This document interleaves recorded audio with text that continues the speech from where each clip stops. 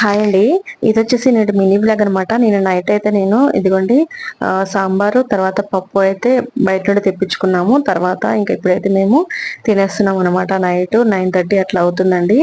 ఇంకా ఈ రోజు మీకు ఒక చిన్న విషయం చెప్పాలనుకుంటున్నాను. ఏంటి అంటే నమ్మకం ప్లస్ ప్రాణం రెండు ఈక్వల్ అంటున్నారు. ఎలా అంటున్నారా, మనం నమ్మిన వారిని ఎప్పుడు మోసం చేయకూడదు.